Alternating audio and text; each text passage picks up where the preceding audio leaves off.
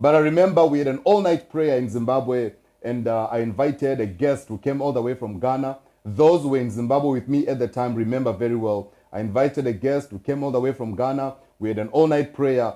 I knew nothing about the occultic. I knew nothing about, I was serving God with a pure heart, with a pure mind. But when this man of God came all the way from Ghana, he came down to Zimbabwe, and when he came down to Zimbabwe, he spoke to me and he said, "Hey, my brother, you know what? I can help you. I can help you with spiritual power. There are places that I can take you to where I can assist you to gain whatever that you want to gain. If you want power, if you want to make money, if you want to prophesy deeper in the spirit, if you want to see, if you want to move in deliverance, whatever that you need, we are going to give it to you." And that was the promise that this man made to me. And I remember very well when this happened. I spoke to my leaders at the time in Zimbabwe. God, there are witnesses who were there. I spoke to my leaders in Zimbabwe. I said, I need to take a trip to go and preach in Ghana. That was how I put it. I said, I want to go and preach in Ghana. I'm supposed to go and preach in Ghana, so please help me with the flight tickets and everything.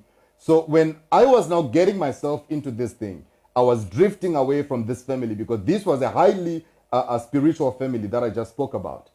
I was drifting away and running away from them because I knew that what I was about to get myself into, they were one way or the other going to pick it up in the spirit. So I disconnected myself from them. I left the house. I rented myself an apartment somewhere in the CBD in Harare, and I started staying by myself.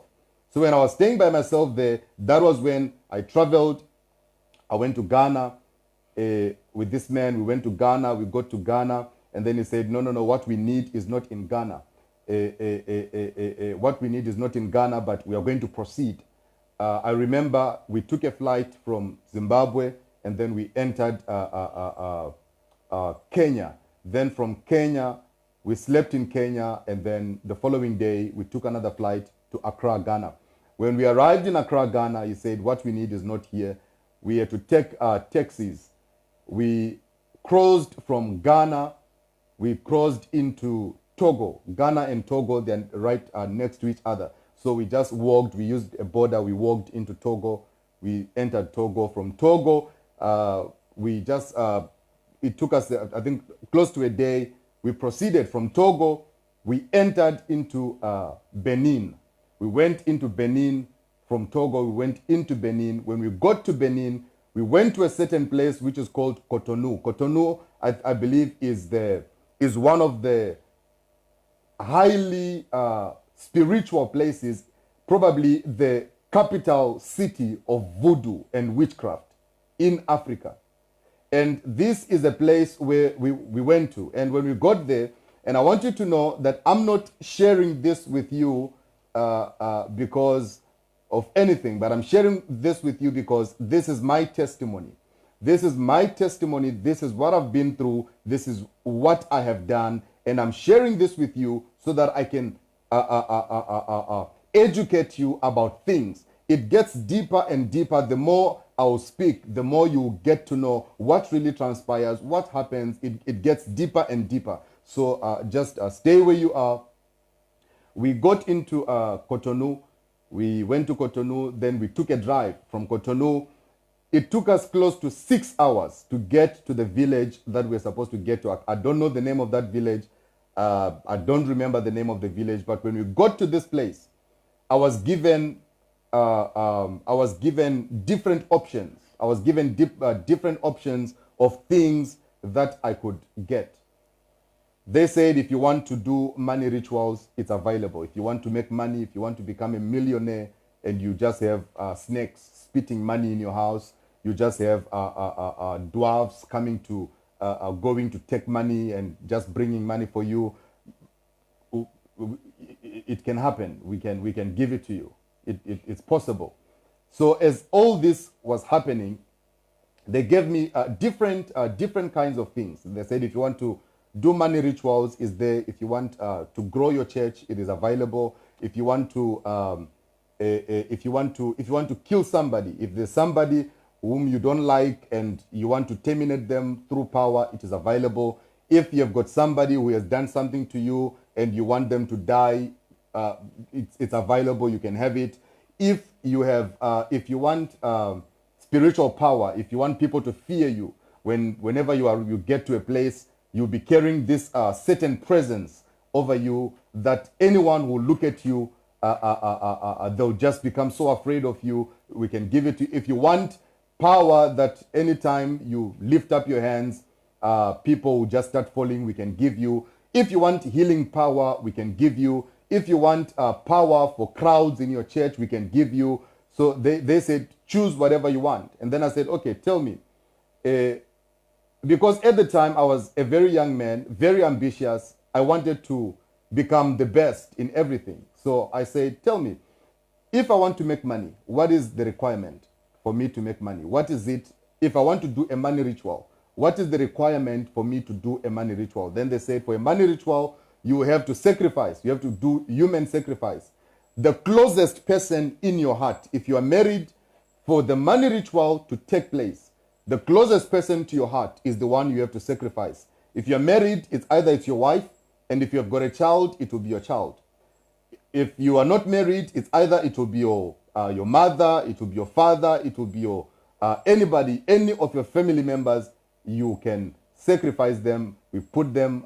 You just tell us what you want, then it can be facilitated.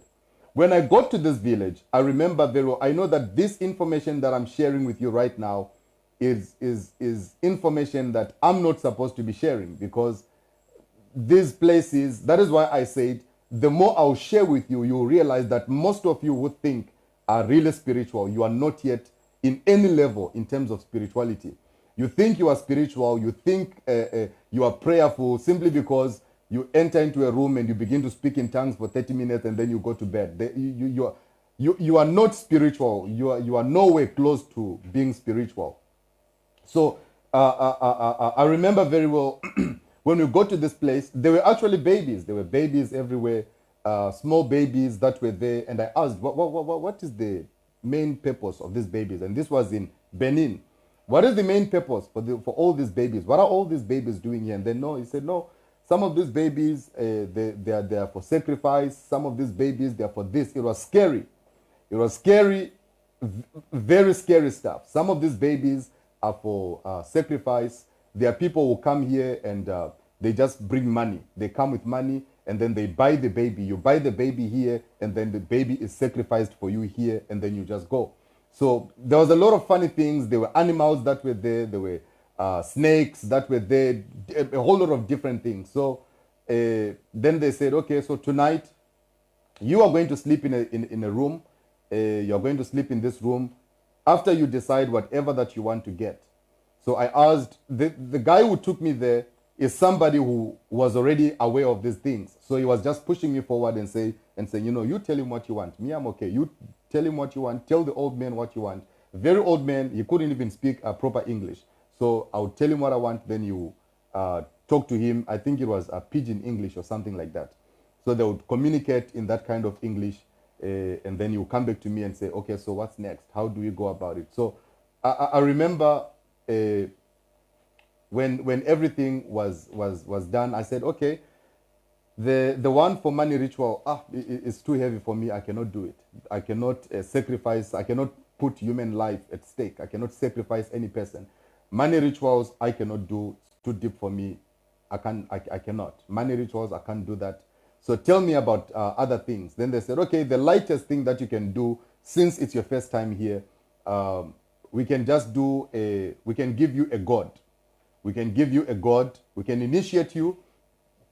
No, excuse me. We can initiate you, give you a god. This is a god that you're going to be worshiping. This is a god that you're going to be talking to. Anytime you want to do anything, you talk to him, you invoke the spirit will come out and possess you. Then you go and do whatever you want to do out there for when you are back in your country. So I said, what is the condition for me to have spiritual power? Because I want spiritual power, and I also want, by the way, my prophetic gift. From a very young age, God called me into ministry. The calling that I possess, the calling that I have, I believe it is a genuine calling from God. A calling, a genuine calling from God. But because of these things that we meet along the way, it gets contaminated. The prophetic gift, even before I traveled, I was already prophesying, but the depth of the prophecy was not that deep. It was just shallow prophecies where at times you get to church, you try to prophesy, nothing will come. At times you try to prophesy, nothing. It's just a shallow gift that is not as deep as it is supposed to be, or as I wanted it to be, rather. So I said, okay, I want a very deep spiritual eye to see. Then they said, no problem, that you can have. And then I also want power, spiritual power, that anywhere I go, I want to be heavy. I want this heaviness to be upon me. I want this heaviness to be upon my life. I want to be heavy. Anywhere I enter, I want people to feel that, hey, there's something about this guy. Then they said, okay, no problem. We are going to do it for you. So the first thing, we went into this room. Then they said, okay, you're going to sleep in that room. As you are sleeping in that room, it was a very small, dark room where we slept. Then they said, you're going to sleep in that room naked. Take off your clothes. You sleep in that room naked. Then around 12 midnight in the night, which is the separation of morning and night, separation of years, separation. There is no 2019 without 12 midnight. There is no there is no Tuesday without 12 midnight. There is no following day without 12 midnight. 12 midnight is a very, very highly spiritual time of the night. A very highly spiritual time of the night that is very important, especially in the occultic kingdom. A lot of spiritual movements, spiritual activities, they take place at 12 midnight.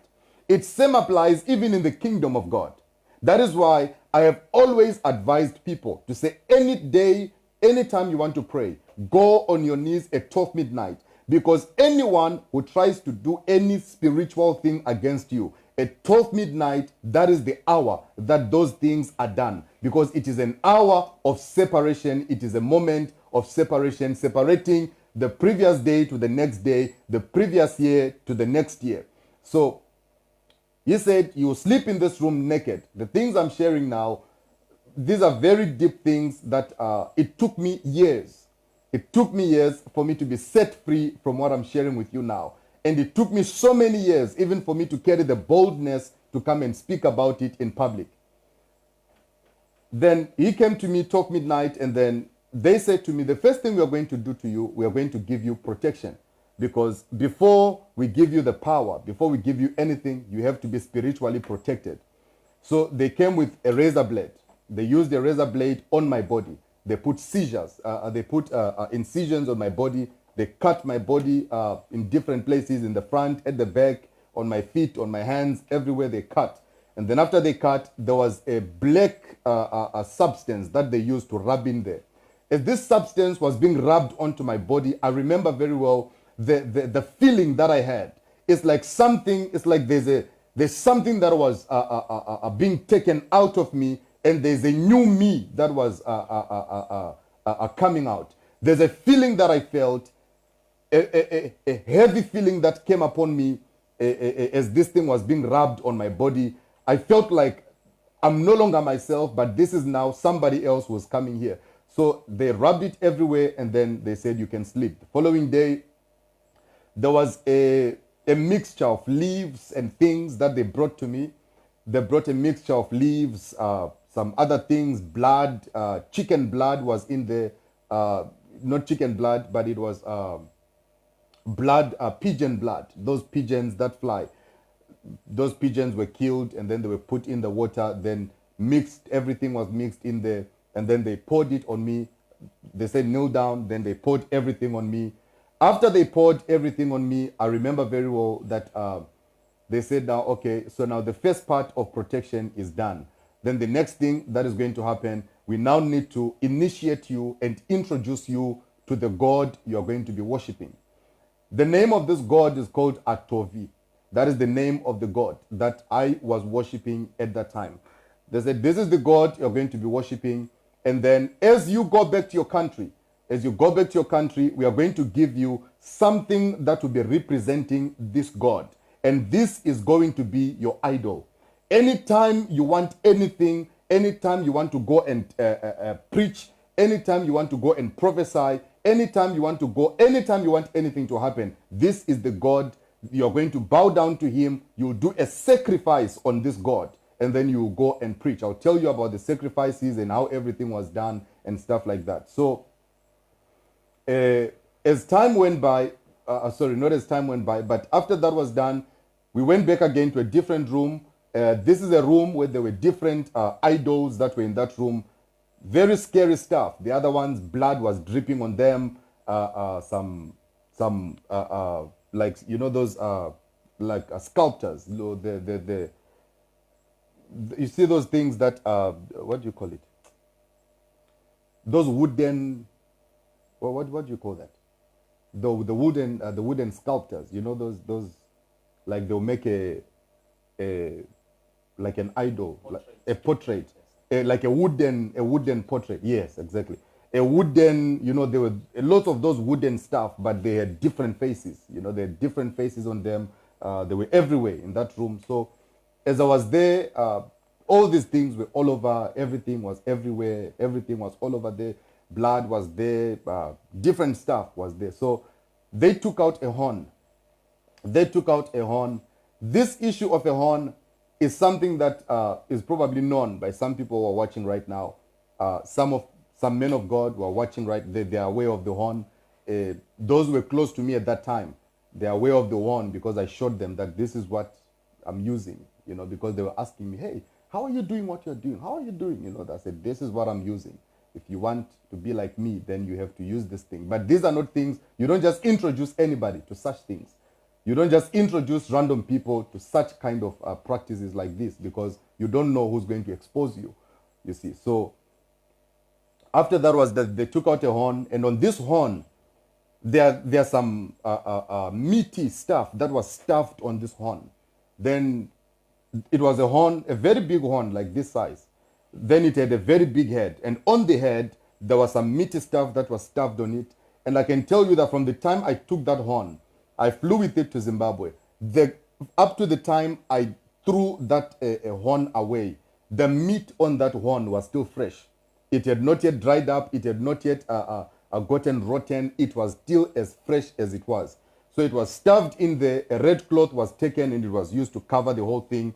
And then they tied it up. Then they took me in and said, come and do the language. So they said, you come, you bow down to the main God that was in that room, talk to him, use these words. They gave me the words that I was supposed to use. You call upon this word, is Atovi, Agburagbaja, Atovi. I know some people might not understand what I'm saying or what it means, but those were the words, Atovi, Agburagbaja, Atovi, Agburagbaja, Akukuku, Akakaka. You'll be talking and communicating with this God. And as I was communicating with the God and mentioning these words and talking to that God, I remember very well that there's a feeling that I had. At that same time, there's a feeling that I had.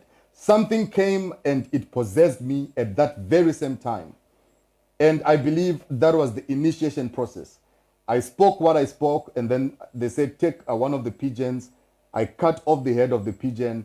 Then they said, sprinkle the blood on the horn. On the head of the horn that you have, sprinkle the blood on it. I sprinkled the blood on the horn. And then when I was done, they said, you are going to lick that blood 3 times. Lick the blood 3 times. You take gin. Gin is an alcohol that is called gin. That is why you find so many prophets who drink, but they will still be very deep in the prophetic. It is part of the ritual. So many prophets will get drunk, and you ask yourself, how come he drinks like this, but he can still prophesy when he stands on the altar? It is part of the ritual that is done. Drinking is actually a ritual that you do before you go and you begin to prophesy in the church. You have to drink first before you go and you begin to prophesy. So they took the gin, white gin. To those who drink alcohol, you probably know gin. They said, take this gin, it's white gin, you drink it, you put it in your mouth, you don't swallow it, you put it in your mouth, you shake it, then you spit it on the head of the god. You lick it again, and then you spit it into the air. Then you speak what you want.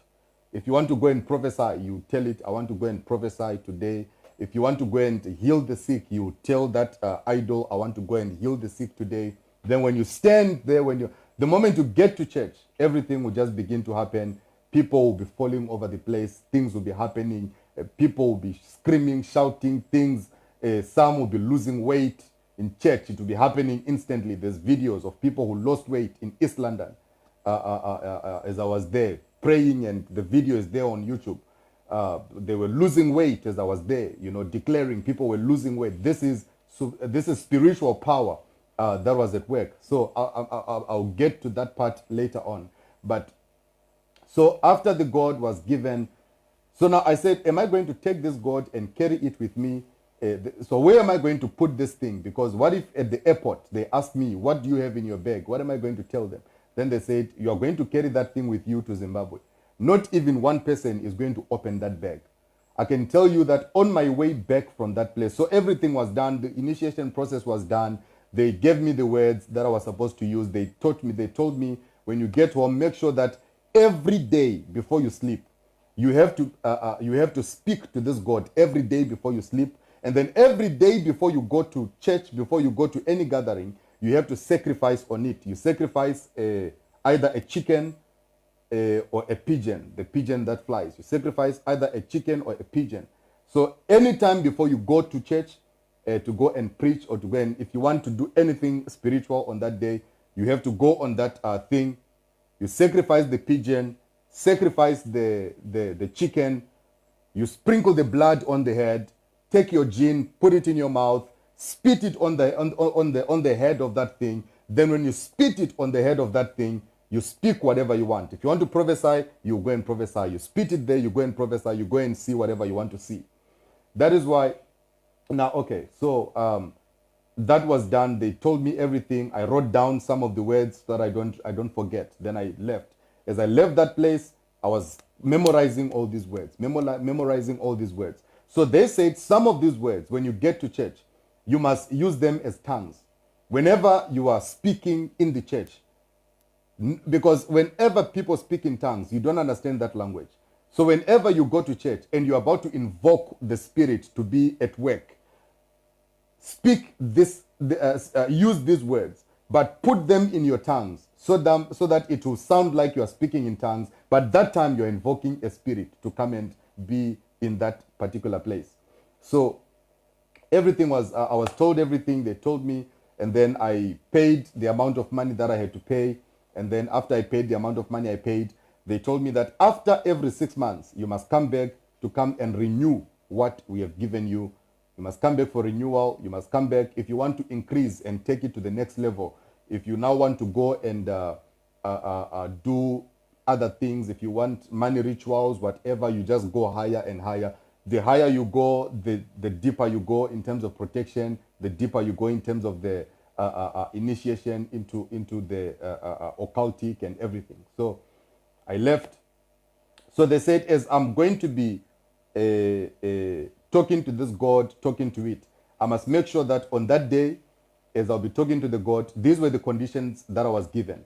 Before I go to talk to that God, I must make sure that I've not touched a woman. I must make sure that I've not touched a woman as I'm going to sacrifice the chicken and sacrifice. So there are different conditions that are given. Some people, the deeper you go into the occultic, the more dangerous the conditions that are given to you. Some who are very deep into the occultic are given conditions that before you go to church, you must sleep with a virgin woman, or twice or 3 times every month you must sleep with a virgin girl. It is part of the rituals that are done. Some will say before you go to a service, you must sleep with a woman. Before you go to a service, you must sleep with a woman, and then after you sleep with a woman, there's a transfer of spirit and then whatnot. I never took that one, so I don't know the depth of it. But these are things that are there. So they said, you take the chicken. That was my ritual. Taking the chicken, putting it on the god, taking the gin, sprinkling the gin on the god, speaking the words, and then I put on my suit and I go to church. As I'm doing this thing, I'm supposed to be completely naked right in front of this thing. So it has to be kept either in a room that nobody enters, or it has to be kept in my bedroom. And in my bedroom where I'll keep it, I must make sure nobody touches it and nobody sees it. Those were the conditions that I was given. So unfortunately at the time, I had boys that I was staying with in Zimbabwe and stuff like that. So I could not have a specific room to keep it, but I kept it in the bag and I kept it in my bedroom. So on my way from that place, on my way coming back from that place, I remember very well that I was very much afraid. I was afraid of what if maybe somebody or maybe the police will just stop me and say, come here, let us search you. And in West Africa, all these occultic things, they are deep in such a way that if they catch you that you are part of a cult, or you are doing occultic things, they can kill you in West Africa. They can kill you, or they can do things to you that you'll never like. So there's actually a movement in West Africa where there are people who go after occultic people. There are people who go after cults to go and either fight them and arrest them and stuff like that. So I was afraid the whole time. I was very much afraid. But we crossed back from Cotonou in Benin. We crossed back to Togo. Then in Togo, we crossed back to from Togo back to Ghana. I slept in Ghana. Then from Ghana, I took a flight back to Zimbabwe. I slept over in Kenya on transit, and then I went back to Zimbabwe. As I landed in Zimbabwe, I was still afraid that what if the Zimra, I think Zimra are those people who always just search your bags in Zimbabwe. They'll search your bags and see what are you carrying, what do you have in your bag. And I had my God in my bag, in one of the bags that I had. So I was afraid. But nothing happened. They never searched me. They never asked for it. Then I said, that means this thing really works. So I took it to the house, and then I started using it. As I was using it, the more I used this thing, the more I lost interest with prayer, the more I lost interest with, because you cannot pray, because you know that you are dependent on something. Before I go to church, I'll go and do my sacrifice, I'll spit on it, I'll speak to the God, I'll do stuff on it, and then when I do things on it, oh Jesus. When I go and speak on the God, I'll speak on it, then I go to church. So when I get to church, it's business as usual. It's business as usual. There's nothing different. There's nothing, I get there. Personally, I'm gifted. And personally, I believe I've got a genuine gift of God, in as much as I was involved in these things. So I'll get to church, I'll worship, I'll sing, I'll praise, I'll preach, and people will be so, connected and happy and stuff like that. And then as all this will be happening, I remember very well that people will be falling, things will be happening. If I want to prophesy, I'll call somebody, and then I'll begin to speak the words that they told me. I'll be invoking the Spirit will appear, and then the Spirit will begin to whisper to me. So when I'm saying there is an angel of God that has appeared, it is not actually an angel of God, but it is a spirit that I've invoked that is appearing, and it is telling me accurate information about people. So it will tell me this one is so and so and so and so and so and so, and this is what happened to them, this is what happened here. That is why you see that there are secrets that at times, at some point, I'll tell people things that they know that they never told anybody. Things that they know that these are my secrets. Nobody knows about this. It has never been told to anybody. It is in my heart and nobody knows. So all those things will happen. So as the more I was using this thing, the more I relaxed. Because I now thought, now I'm now familiar with the spirit. So the other condition was to say, you must not sleep with a woman who is on her periods. If you sleep with a woman who is on her periods, then that night you will not sleep. You will not sleep because that God will torment you in such a way that you might go to bed, and then the following morning when you are waking up, you might wake up on the floor, or wake up sleeping outside, or wake up sleeping in the lounge, or wake up. So it's a very ruthless thing because you have to follow the instructions. That is why so many Christians in the kingdom of God, you tell them, pray, do this, do this. They are so shallow in terms of prayer. They can't pray. They can't even do nothing. You know, occultic stuff, you are given conditions for it. And if you don't follow the conditions that you are given, it is your problem. The thing will haunt you for the rest of your life if you do not find help and if you do not look for help. So the more I was using this thing, the more I was having this thing, and the more I would use this thing, I began to relax. I began to relax from time to time. I remember one day we were going for a service. I've got a PA who was my PA when I was in Zimbabwe. His name is Richard Mtilamanja. I'm sure he's probably watching as well right now from Zimbabwe. Mr. Richard Mtilamanja. He was my PA back then in Zimbabwe. I remember we were driving to a service. And then as we were driving to a service, I took the God and then I put the God in my car because I had visitors at home. So I didn't want them to search my bedroom and find this God in the house. So I put the God in my car, in the boot, and I closed. And then I made a mistake of swapping cars with my PA. He drove the car, he drove my car, and I drove his car. He was driving I can't remember the name of the car, but it was one of those ex-Japanese cars. So we swapped cars. He took my car and I took his car. He's probably watching right now. He remembers very well the day. So as we're driving, now I remembered, oh, Jesus, I left my God in that car and now we are going for the service. And I know very well that on that day, he wanted to put things in the boot. And that thing, that God, it carries a certain smell that immediately when you get to where it is, you smell that there is a different smell. It's not a smell of something that is rotten, but it has its own smell that you smell that there's something here. So I know that on that day, he probably opened that bag to see what was inside, because I remember when I got to the service, I invoked the spirit. I did everything, but nothing came. No spirit came, and I knew that there's a problem. I began to think, did I sleep with someone on period? I said, no. Did I do anything funny? I said, so what is it?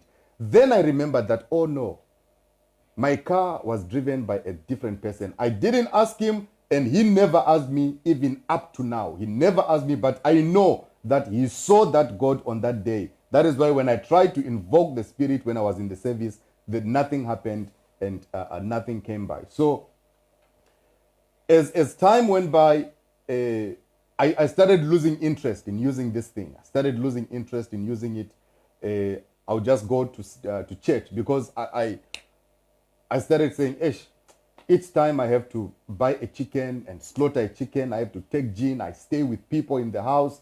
Now they're becoming suspicious. Now they don't know each time I'm taking this bag and I'm doing this. When I'm sending them, I tell them nobody enters my bedroom. You can't enter my bedroom. You're not allowed in there. They're becoming suspicious. And so I started keeping that thing in my car. Everywhere I would drive to, the thing will be in my car. So I started losing interest. With time, I started losing interest. I lost interest up until I decided completely to say, I'm not going to use this God anymore. As I was now deciding to say, I'm not going to use this God anymore, the dreams that I started having, they were so heavy because I stopped sacrificing to this God. I stopped putting the sacrifices there. I stopped putting the pigeon. I stopped putting the chicken. I stopped. There was no blood that this God was receiving. There was no gin that the God was receiving. So the thing was now being starved in such a way that in dreams I would sleep. I would see these people coming to me wearing red gowns. I would see them and I would see that these are occultic people coming to me in numbers, wearing these red gowns, coming to try and talk to me in the dream, and I would run away up until I wake up. I started having these funny dreams. They would haunt me from time to time.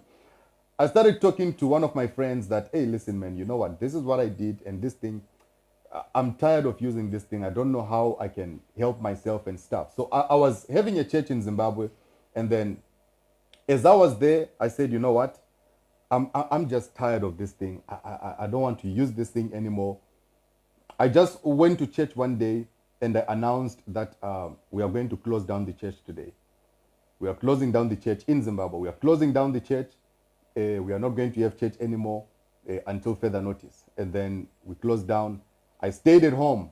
I was at home. I was not preaching. I was not doing anything. I still kept this God with me. Up until there was a time where one of the guys came to me and said, one of the guys, his name is H. They call him H. He's from Blawayo. They call him H. H said to me, "Hey, man of God, how about we throw away this thing? Do you think anything will happen to you?" I said, "Hey, I'm afraid. If I throw away this thing, what if it kills me? Or what if it comes after me and something happens to me?" So we started praying together. We started praying and praying and praying. And then we were driving to Blawayo from Harare for a service. As we were driving to Blawayo from Harare for a service, I remember we were driving, and then when we were halfway, I said to him, "You know what? I've made up my mind. We're going to throw this thing away. I don't want it anymore." That was in 2014. That was in 2014. I said, "We are going to throw this thing away. I don't want to use it anymore." Said, "Okay, no problem. Let's throw it away." We threw it away. And then we drove, went to Blawayo. We did ministry. We finished, and then we came back. But the dreams kept on haunting me. That was the time I actually went to a man of God in Zimbabwe. His name is Apostle Vutabwashe, one of the well-known men of God in Zimbabwe. I went to him, and then when I went to him, that was the first man that I met. Because before that, I never used to believe in spiritual fatherhood.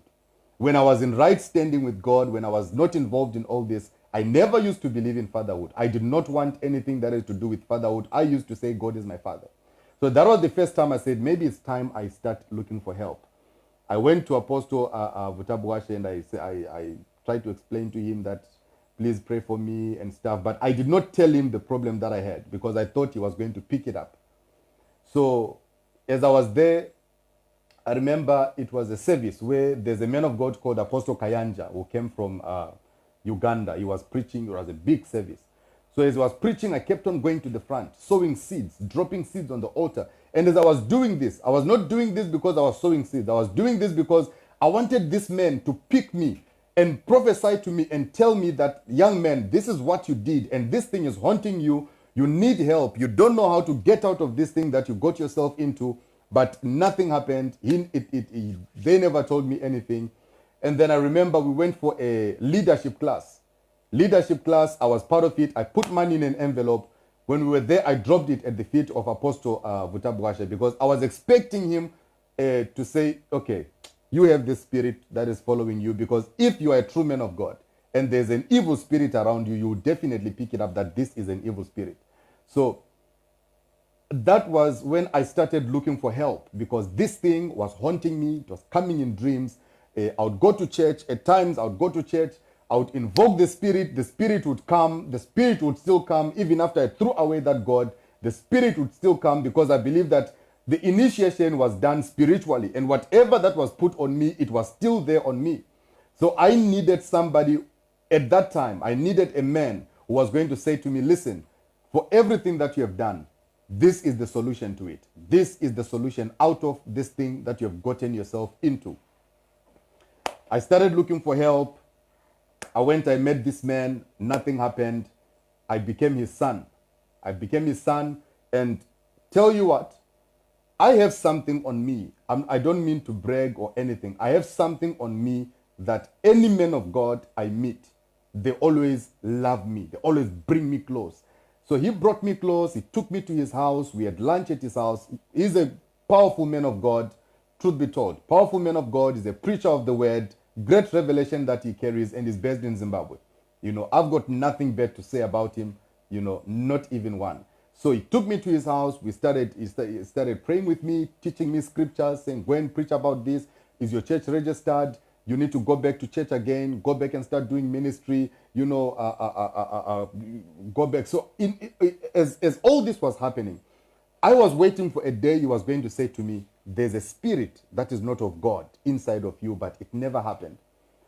So this thing kept on happening. I tried to do ministry again, but it failed. And as I was trying, I remember I sent him a message, and that was the last time I spoke to him. Not that he's a bad man of God, but that was the last time I spoke to him, because he ignored my message, and I really needed so much help at that time, So I sent him a message, and I said, "Hey, good afternoon, my father. I have a problem here. I feel like this thing that I'm going through, there's something deeper than just a physical problem. Then he said, oh, more grace.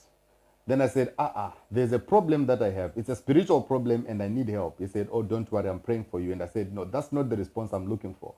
I'm looking for a response that is going to say, you need deliverance. You need to be set free. You need to be disconnected from the cult that you were involved in, you know. But that never came. So, excuse me. So that never came. That never happened. So I said, hey, what am I going to do? I sent him another message and I said, man of God, I feel like I have to, I feel like committing suicide because this thing is too much. I can't sleep at night. There's a lot of spiritual warfare that I'm facing. I can't sleep at night. I try to sleep, I can't. I try to do this, I can't. I try to do this, I can't. Then he just said to me, oh no, don't worry, more grace. I said, you know what? I will not find the help I'm looking for here. And then that was the last time I spoke to him. And then a certain man of God came. Certain man of God came down to Zimbabwe. And this man of God, he used to hear about me. And this is the man of God that I went with to East London. This man of God used to hear about me. He came all the way from South Africa. He was in South Africa. He came to me and said, hey, man of God, I hear that you are deep, you are prophesying, you are doing wonders, you are this, you are that, you are doing this. Please help me. How can we do this? And then he said, listen, I'm tired of ministry, but whatever that has to happen, you know, it can happen. I can help you here and there. So we made a deal. I said, me and this man of God, you are going to preach. I'm going to prophesy. We are going to collect money and we'll split it into two. Because I heard the prophetic and he never heard the prophetic. He was just a preacher. And I'm not sure if he's watching right now, but this is another story that people who actually know about me from Zimbabwe and East London have been speculating. What happened between you and this man of God? Where did you go to? You betrayed this man of God. There's nothing like that, you know. He came to me. I never went to him. He came to me. He was looking for help. And then I said, listen, I cannot help you right now because for me to help you, we have to travel. I have to take you to some places. But before I take you to places, let's go and preach. Let's raise money so that we travel together. Okay? His name is Tembo. Just so you know, his name is Tembo. Tembo. Prophet Tembo. Many people know and they've heard about me. He came to Zimbabwe. I was staying in a place called, what's the name of that place again? I was staying in a complex. It was a complex where I was staying. And then he came there together with another guy called George. They came together, the two of them. And then we agreed. We said, listen, I'll prophesy, you preach, we collect money, we split it into two. Our first assignment of preaching was in Kwekwe. We went to Kwekwe. It was a very big meeting. We got to Kwekwe. We preached in Kwekwe. He preached in Kwekwe. Then he called me and said, I'm here with my young brother, Prophet J. That was the first time, actually, I called myself J. Israel. And he said, because as I was calling myself J. Israel, this was also a way of detaching myself from certain things that I was involved. I was looking for different ways of trying to run away from everything that I was involved in. And then I said, I'm going to change my name because I don't want to be involved with this thing anymore. But the spirit was still there. Everything was still on me. Wherever I would go, in dreams, these people would come to me. They would threaten me and everything. So we went to Kwekwe. We preached in Kwekwe. Then he called me and said, I'm here with my young brother. My young brother is going to come and is going to greet you. When I got there, I took the microphone. I started prophesying. I said, there's somebody here, come forward. There's somebody here, come forward. There's somebody here, come forward. It was crazy. It was crazy. It was crazy. People were excited. The prophetic was too much. You know, we collected money. And then after we collected money, we went to the hotel. We split the money. He was excited. He said, you know what? I have more invites. I have more invites. And we are going to go together to these invites. We went to Chipinge. We traveled. We went to Chipinge. In Chipinge, we did the same thing. We got there. He preached. I prophesied. We collected money and we left. He said, you know what? It was becoming nice. He said, from here, let's actually go to South Africa. I've got invites in South Africa. where we are going to go together. Let's go to South Africa. Here in South Africa, we went to Cape Town. The man of God whom we visited in Cape Town is probably watching right now, but I wouldn't want to mention his name because I'm not sure if he's comfortable with that. We went to Cape Town 2015. I preached in Cape Town. In fact, we preached in Cape Town. He preached, I came in, I prophesied. The following day, I preached and I prophesied, and then that was it, you know. After the service, the deal was that we collect our money, we split it into half. He takes his share, I take my share, and then that's it. Then from there, we went to preach in East London. We preached in East London in a certain crusade. First day, there were just a few people, maybe 40, 50 people. He preached, I prophesied. It was crazy. People came in numbers. By the time we finished the crusade on the third day, the tent was opened. The sides were opened. There was chairs all over the place. We did the same thing. He preached, I prophesied, and all those who attended that revival, that was when I met my then PA, or my PA who I had in East London. What I'm saying right now, this is the last time I'll be talking about these things. This is the last time I'll be speaking about these things, but I believe that tonight you have to be educated and you have to know what really transpires and what happens. After this, my assignment is to preach the gospel. My assignment, so when I say back to Christ movement, it's deeper than whatever you can think about. There's things, places where I've been to, things I've done that I'm not proud of. So this is a God-ordained movement. It is not just me trying to settle scores with people. It will be actually too small for me to try and settle scores with some men of God who are based in South Africa. This is a worldwide, global movement, you know. So we preached in South Africa. Those who were in South Africa will testify to this. Who were in East London will testify to this. I prophesied in East London. There was a woman who I called forward. She came forward and I said to her, listen, this and this and this and this happened, is going to happen. You are going to get married. I'm seeing you getting married, and they're married right now. They're married right now. They're probably watching again. They're married. I prophesied their wedding. They're married today. Their pastor didn't know about it. The pastor was actually shocked. And the pastor said, but how can I be your pastor and you don't tell me such things that you are getting married? You know? So this is what happened. We preached in that revival. Things happened.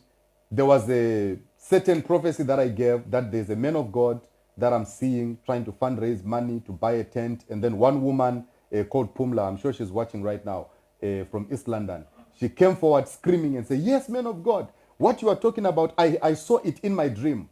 I was buying a tent for this church, and then the money came in, things happened, you know. So this is the journey. This is the journey that I'm sharing with you.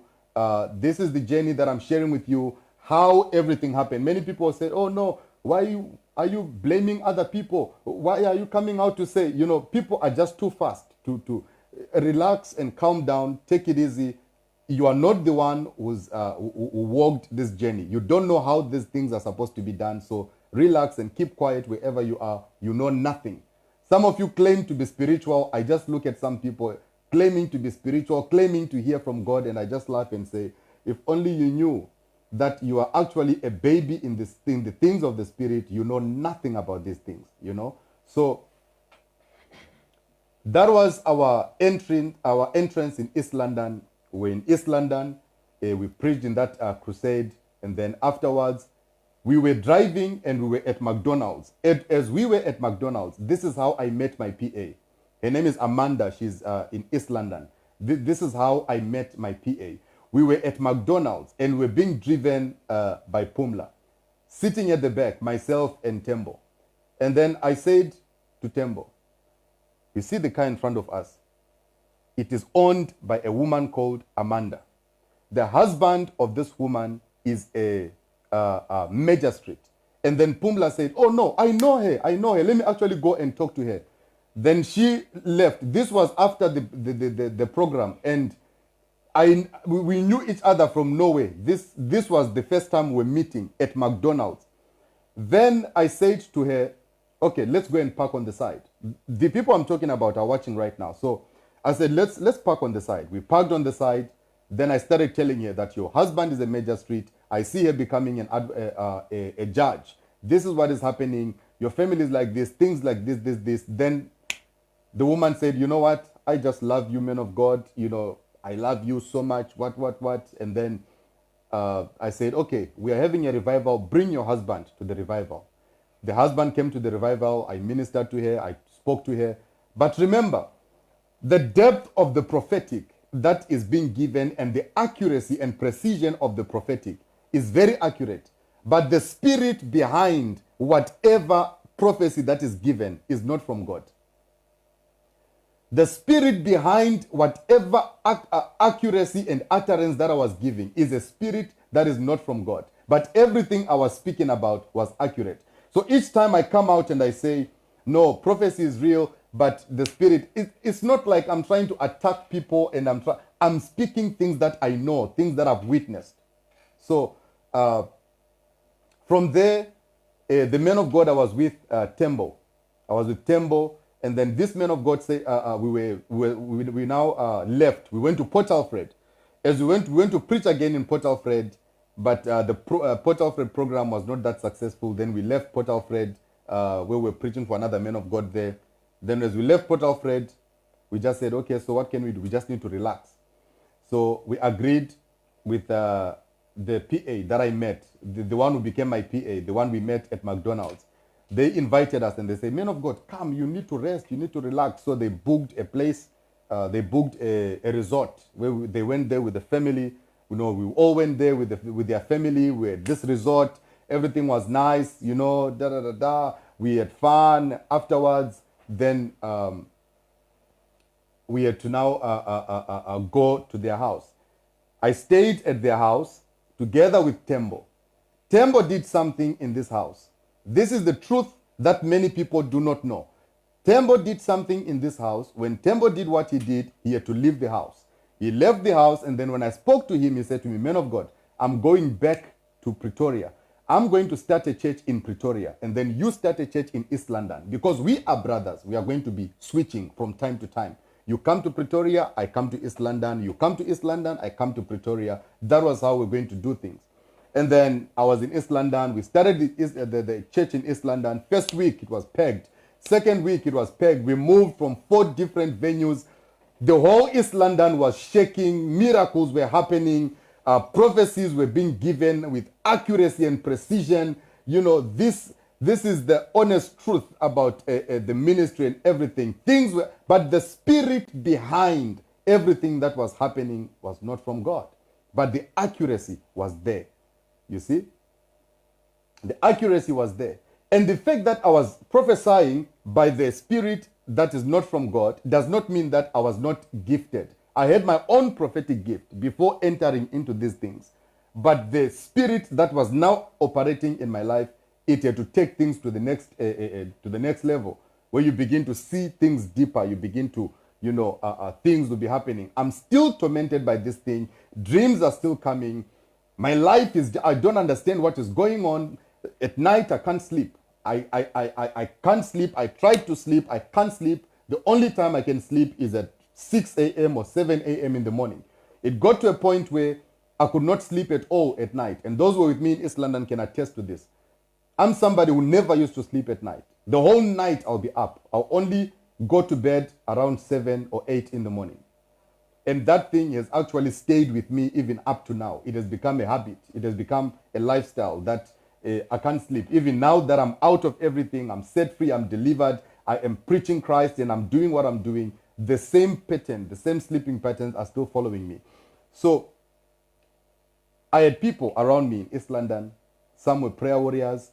Some were people who were, hearing, who were saying, no, we are prayer warriors, we are praying. But none of these prayer warriors ever came to me to say, man of God, there's a spirit that we are seeing. That means whatever spirit that I was carrying at that time was defeating everybody who was coming in my vicinity.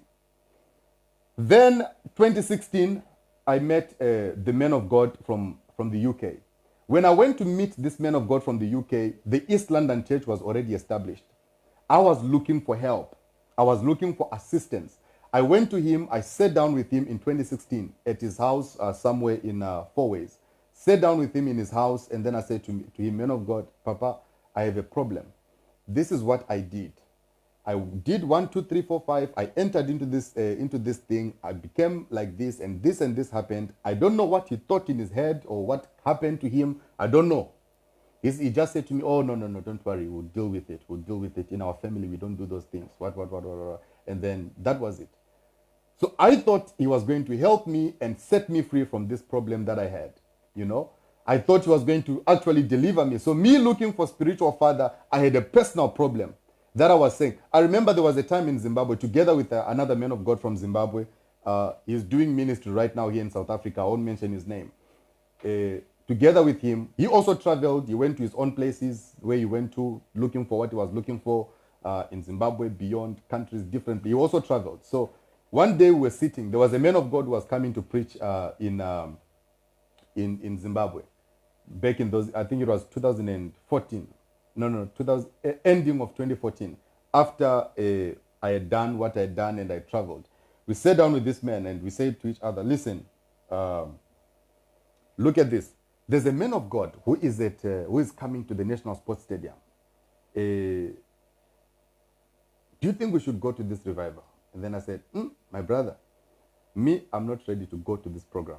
Because what if we go there and this man calls us to the front and he says, you too, this is what you did. You traveled here, you did this. And then we said, we are not going to go there. So I'm just saying this as something that's actually very funny that I'm remembering now. So there were certain places that we would go and say, is that one a man of God? No, let's go and see if he's a man of God. So whenever we hear that somebody is prophesying, we would say, let's go and see if he's a man of God. So we'd get there and sit down. Then he would pass. If the man of God passes, then we'll say, nothing, there's nothing here, let's go. So we were looking for somebody who was going to say, you boys, this is what you did. But nobody, not even one man of God, ever gave a prophecy to say, this is what you did, up until the day I had an encounter with Christ, up until the day that I started preaching the Back to Christ message. Not even one man of God ever told me that this is what you have done. Not even one. You see, so things happened, established the church in East London. The church grew very big. The church became very big in East London. Thousands of people we gathered in East London. Gathered a lot of people. Thousands of people came. The ministry grew. Some people who were part of the church started leaving because as the church was getting bigger and bigger. I would not give some certain people attention. Some would leave, some would stay. Some would start speculating. Some would start speaking things. Some would start saying stuff. So things happened, up to a time where the man of God from the UK, I'm not going to mention his name, but you probably know who I'm talking about. Man of God from the UK, I met him. I thought he was going to help me with this problem. No help was given. But otherwise, the only thing that happened next was the issue of girls, where I'm now with this man of God, but there's nothing that we discuss apart from girls. The only thing that we talk about is girls. I remember I was in a relationship with this other girl, and then he said to me, give me a number, let me talk to her. Then I gave him the number. The next thing, this girl is saying to me, how come your spiritual father is asking for nude pictures from me, The name of this lady was Yolanda from East London. How come your man of God is asking for nude pictures from me? What is going on? I'm confused. So the issue of girls, even when he came to East London, he first of all asked, you need to arrange some girls and stuff, who's there, whatnot. So I had to send some pictures of girls in the church and whatnot. Thank God he never slept with anybody when he came. And then he came down to East London, things happened.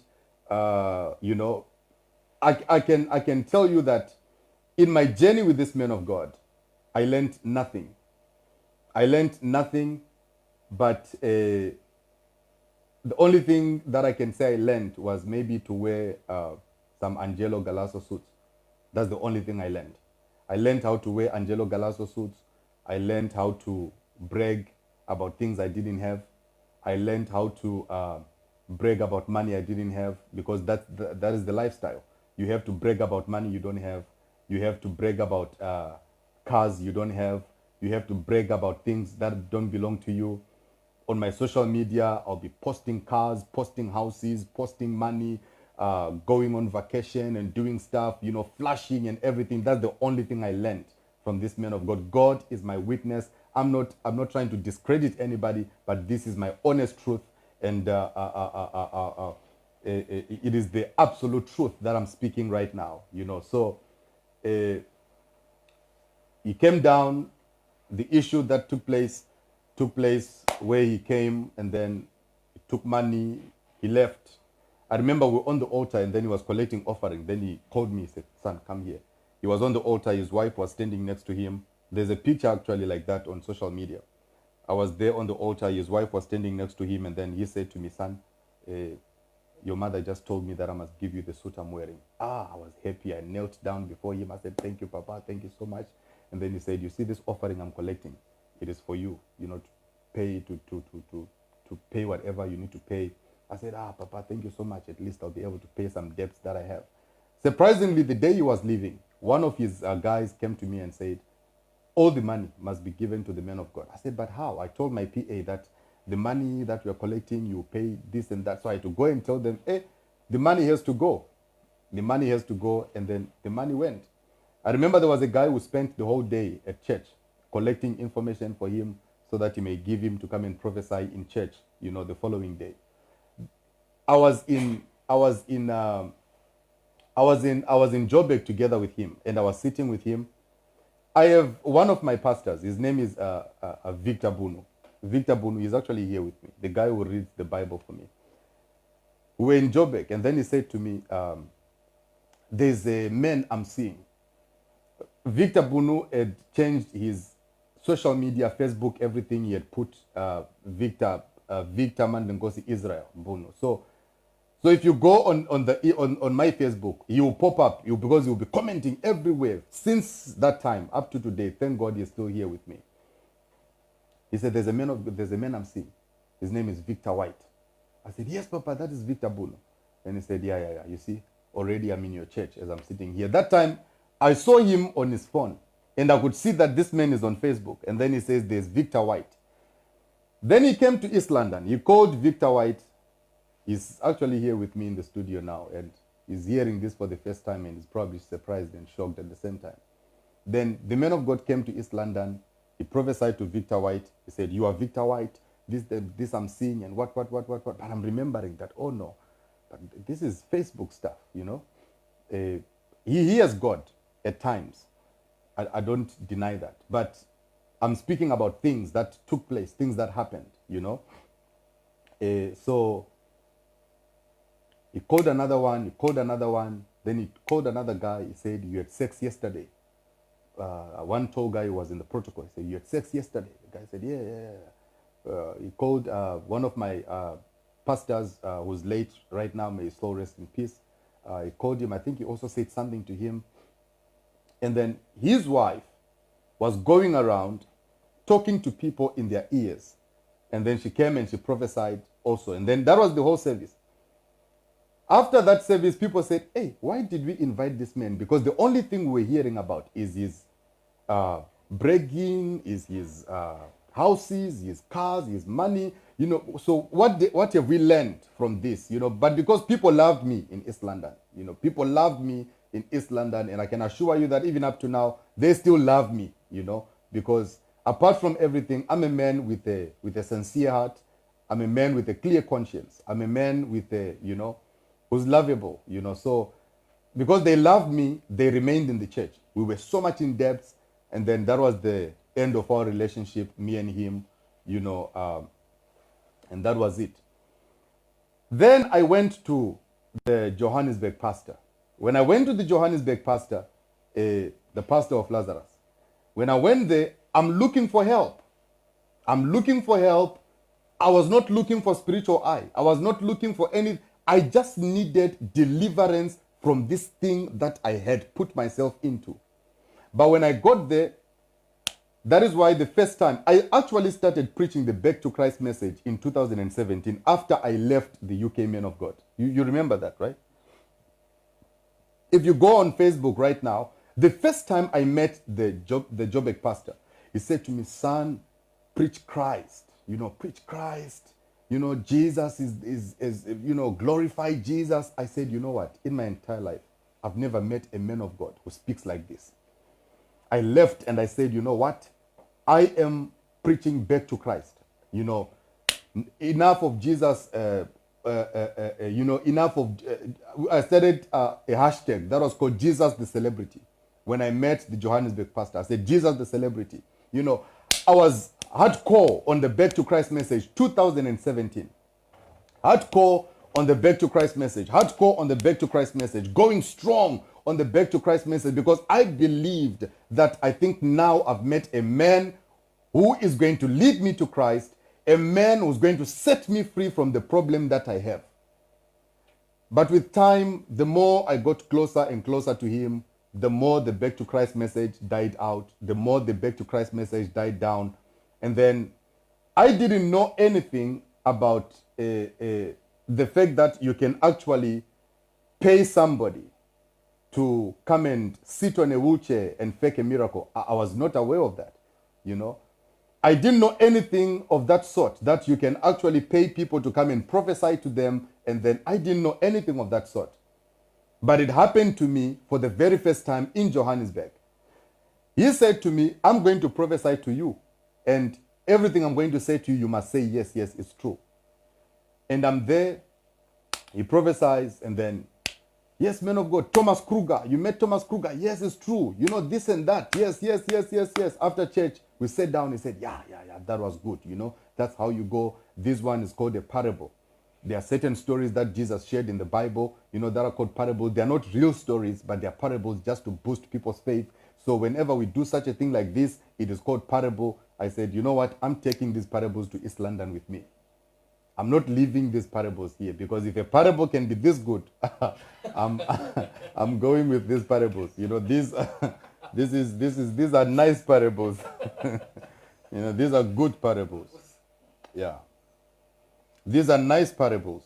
These are good parables. So this whole journey is a journey where I wanted to be the most powerful man of God in the world. That is why I took the journey that I took. I wanted to be the most powerful, the most anointed man of God. And there are men of God who are watching me now. That's what you want. Be careful, because you fall into the trap of the occultic. So I said, you know what? I'm taking these parables with me in East London. I took the parables with me to East London in a church service that had close to 3,000 or close to 3,000 people, if I'm not mistaken, right? Close to 3,000 people. One of the biggest services that we had in East London. We spoke to these guys. They came to East London. They sat on wheelchairs. Little did I know that there are people who are actually following up, because they are saying, how come all of a sudden this guy is healing the sick from wheelchairs? He never used to do these things. Where is it? So I didn't know people were investigating me, People were investigating me. People were following me up. People were... All of a sudden, ever since this guy met, the Joburg pastor, now he's raising people from wheelchairs. He's saying things that are too good to be true. There are dangerous prophecies that are being given. Where are they coming from? So people were investigating, And as they were investigating, they followed up these people. I don't know how. There was an article that was published in the Daily Dispatch. East London prophet. What was that? What was that? What was that headline? Flamboyant? No, not flamboyant. But something is there on the internet. Something East London pastor busted paying actors 500 rand to fake miracles. Many people have been asking me, what happened? It's true. That thing was actually true. Daily Dispatch was right, I'm telling you. I'm telling you, Daily Dispatch was right. These guys in the studio, they are laughing right now. They are laughing and saying, Yeah. Daily Dispatch was right. I actually paid those people. I paid them 500 rand each. You know, the accuracy, what an accuracy of information. What an accuracy. But what surprises me is that this is what I ask myself. Why fake what can be real? Because after I started the Back to Christ movement and we came here to Durban, I remember very well, there was an Indian lady, you remember? There was an Indian woman from here in Durban, from a Muslim family. They came to church. She was in a wheelchair. The pictures are on Facebook. She was in a wheelchair and she got healed.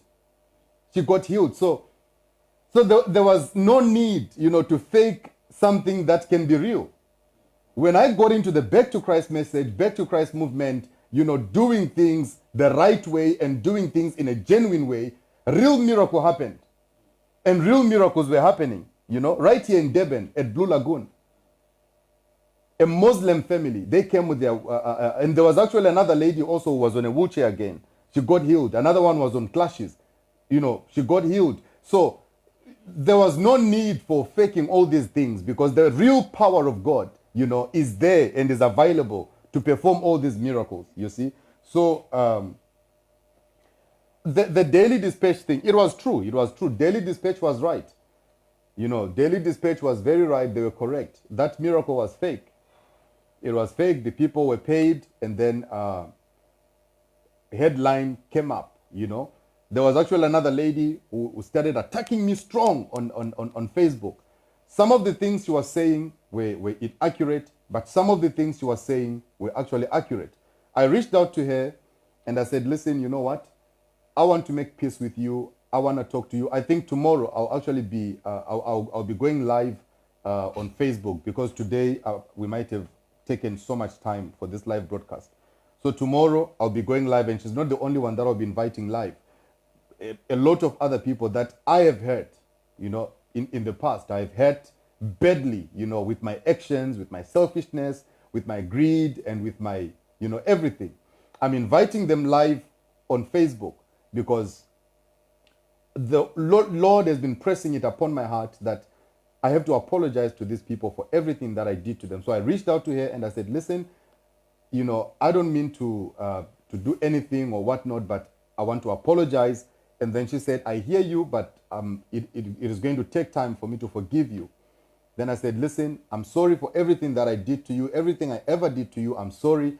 Please forgive me. And then she said, hey, it will take time for me to process what you're saying because what happened between you and I was, it was deep. The fight was on social media. She was fighting me, and I also retaliated as well. It was a mess. Many East London people know about it, and many will be shocked to get to know that I'm actually inviting this lady live on my Facebook to come and vent out. I want her to vent out. And one thing she said when she spoke to me, she said, man of God, one thing I know is that you have this calling that you have. And all I was doing and all I wanted you to do was for you to realize your mistakes and just do the right thing because you are gifted. Your message, whenever you could preach, you touch my heart.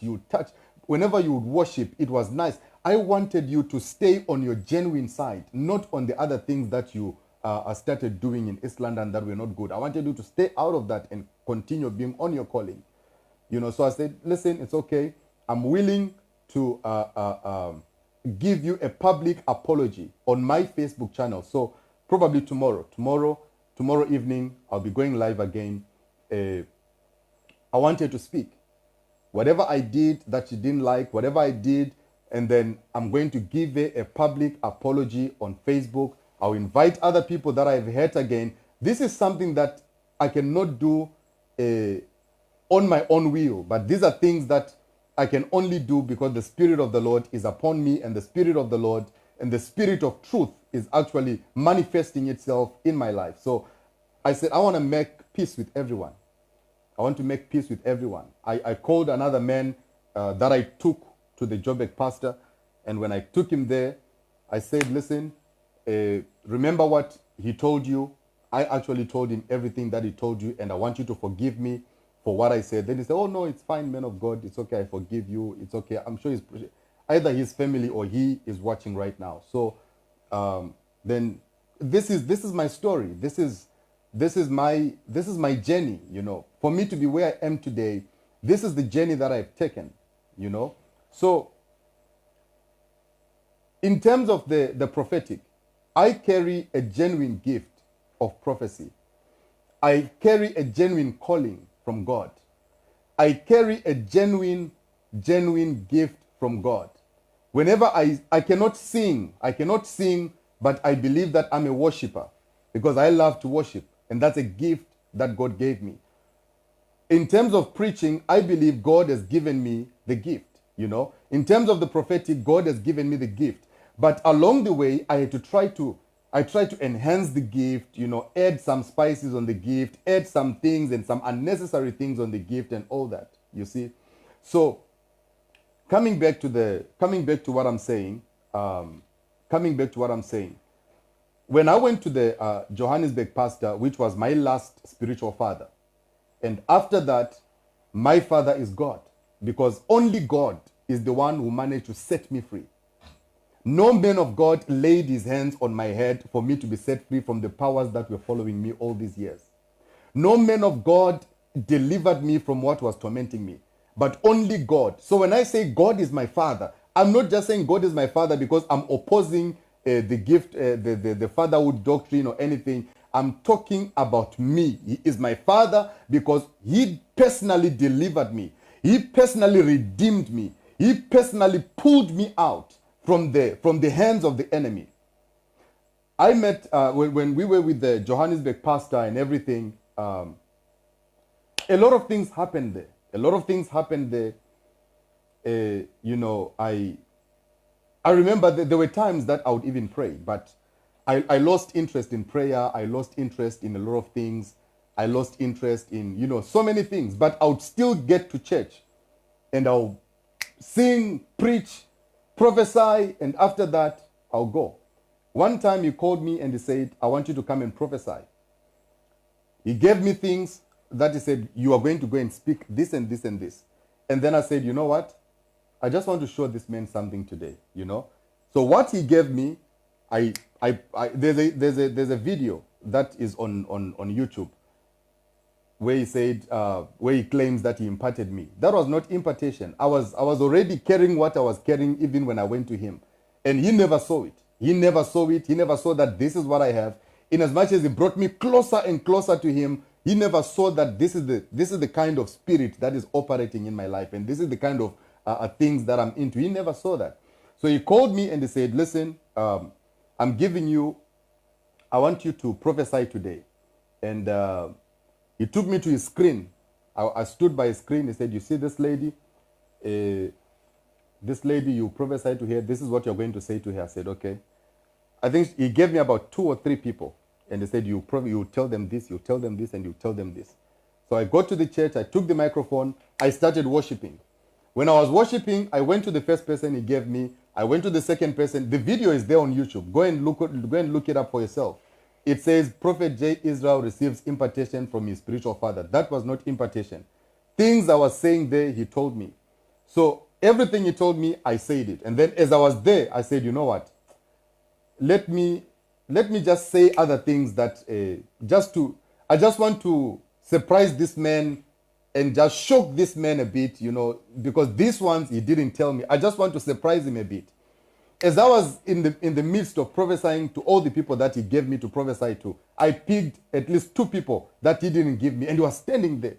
I could see the shock on his face, and I could see his reaction on his face, and he was asking himself, how did this guy do this? How did he manage to do this? Second time again, he called me and he said, son, come, take the microphone. You're going to prophesy. You know, prophesy. But before the service, he called me. I think he gave me about 2 people. He said, you prophesy to this and this one. I went there. I prophesied to those people. And then I started going to other people. There was a man that I prophesied to when I was singing a song. I said, Emmanuel, Emmanuel. The video is there on YouTube, you know. Emmanuel. When I went to him, I called that man. I said, stand up. And then I said, Daddy, there's a song that you love to sing called Emmanuel. And then this is a song that you love to sing. I started singing the song. The man started crying. And then I said to the man, your name is Emmanuel. From that man, I went to the lady who was on the next. A lady who was cheating his husband. Her husband was actually cheating with a friend, you know. So I'm mentioning these things, and he's surprised. He's standing there, he's shocked, and he said, "Hey, how is this, real? And how is this?" So he didn't want to. He never asked me about it. We never spoke about it. It just passed, you know. So, and then that was it. Most of the things that you will see online, some prophecies that you will come out and do. Pamela White prophecy, it was a setup. Pamela White, the woman called Pamela White was paid. There was a woman, a panty that was taken from the bag, and then fire caught that panty. That was a setup. The woman was paid, you know. Wheelchairs that were put on the altar, you know, all those wheelchairs, they were brought to church so that they can be used as fake miracles. That is why all the wheelchairs, they look the same and they look brand new, you see. A mistake that I also did in East London. I also went and I bought a new wheelchair. I put somebody to sit. I put somebody to sit on a brand new wheelchair, and he is coming. I made another mistake again. Instead of making sure that this guy, this lady is not wearing shoes, she came there wearing shoes that were dirty underneath. I mean, you cannot be on a wheelchair and you're wearing old shoes. Where were you using these shoes, you know? So, a blunder that I also did, a blunder that I also made, you know. So, that is why you see the wheelchairs on the altar, most of them are brand new. I saw one guy who went on YouTube trying to defend him, saying, "No, there are churches that keep wheelchairs." My friend, shut up, you don't know nothing, you know. One guy went on the internet, I don't know where he's from, and he was trying to say, "No, wheelchairs are kept in church, these are real miracles that are happening." You just keep quiet, you don't know what I'm talking about, you know. So there was a point where he was traveling, then he said, "Son, I want wheelchairs in church. I want wheelchairs in church. You know, I want people to stand on wheelchairs even when I'm not there." So I facilitated that because I was now in the system. I facilitated that. I was in Joburg. I took my car. I went to collect the wheelchairs from Pastor, you know, the one that went back to Congo. The one who has got a wife who's in the praise and worship team. That was the guy I was working with. Yeah. You know the guy if you are from the Johannesburg pastor, from that church. That's the guy I was working with. That guy, you'll never see him in church. You'll always be moving up and down, You'll never see him sitting down in church. Thanks for watching. For more stories like this, click subscribe.